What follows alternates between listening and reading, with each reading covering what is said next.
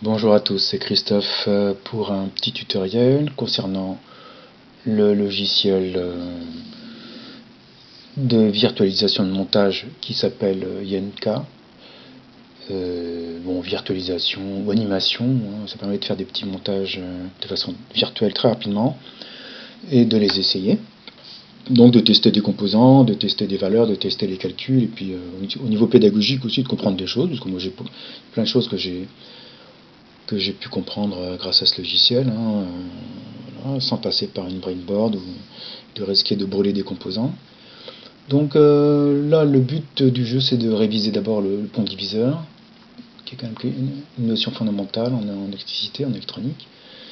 Et un pont diviseur que j'utilise ici de façon pratique. Pourquoi faire? Parce que j'ai un oscilloscope qui marche avec ma carte son sur mon PC. Je ferai peut-être un tutoriel plus tard là-dessus. Et pour l'instant, tel qu'il est, je ne peux pas entrer plus de 600 mV sur ma carte son. Donc je dois réduire, même si je prends une pile d'1,5 V, c'est trop. Donc j'ai une pile d'1,5 V, enfin un accu d'1,5 V, et donc je divise ma tension pour obtenir beaucoup moins à l'attaque de mon circuit. Donc là je prends ma souris, là bon, le logiciel est vraiment très simple, j'en parlerai une autre fois. Là j'utilise le script déjà terminé. Là j'ai mis des valeurs vraiment très faciles qui sont fausses par rapport aux composants que j'ai devant moi pour faire d'abord une petite démonstration au niveau du pont diviseur.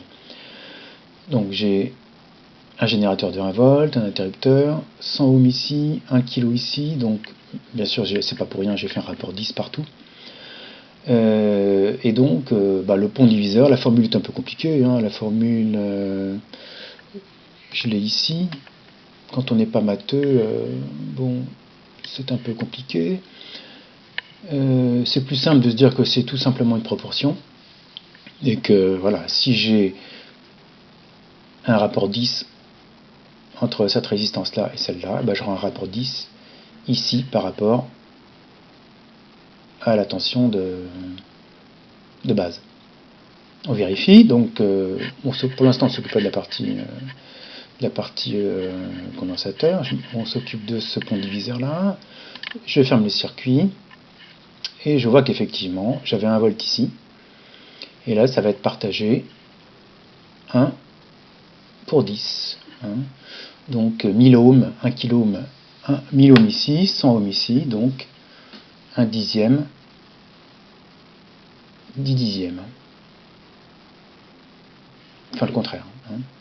10 dixièmes, 1 dixième ici.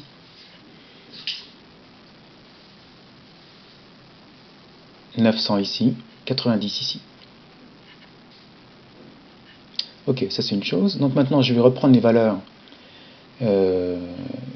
que j'ai devant moi, c'est-à-dire que j'ai un accu qui fait 1 volt 3 à peu près. Oui, il faut le mettre, oui bon. Ça c'est les détails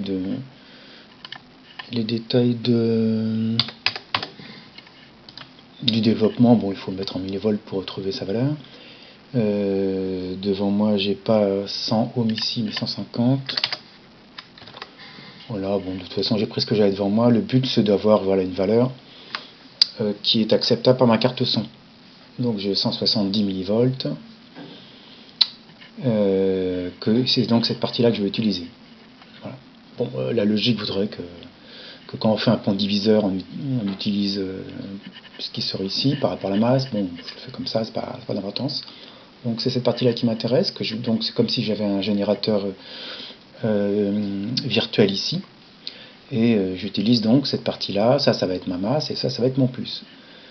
Donc j'arrive sur une résistance de 30 kg ici, une capacité de 100 microfarads, et donc naturellement ma tension aux bornes du condensateur une fois qu'il est chargé est équivalente à la tension de mon générateur virtuel, c'est logique. Donc on va ouvrir le circuit pour repartir à zéro. Donc naturellement mon condensateur se décharge. On le voit sur le graphe ici. Hein. Donc on voit que tout ça est très facile à installer dans l'application, dans le logiciel. Voilà. On voit qu'il n'y a plus de courant. Il y avait les petites flèches là, c'était le courant. J'ai pas fait de graphe courant pour faire une vidéo. J'aurais pu le mettre là pour faire une vidéo un peu claire.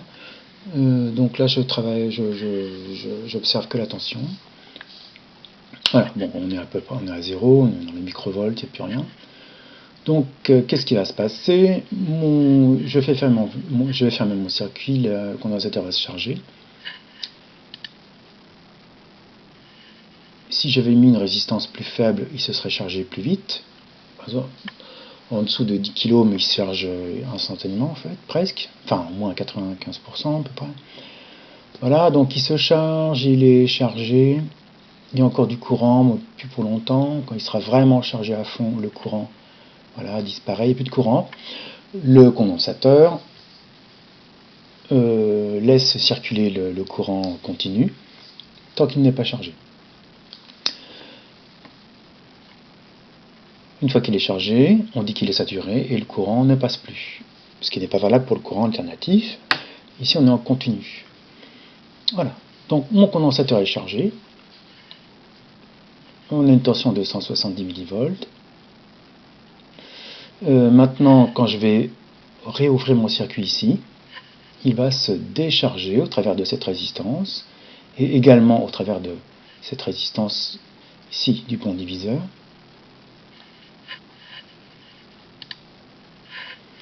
Voilà, donc ça chute assez vite. Puis la fin est un peu plus lente.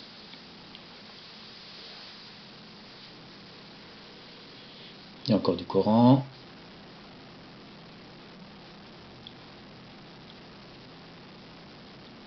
Plus de courant. Voilà.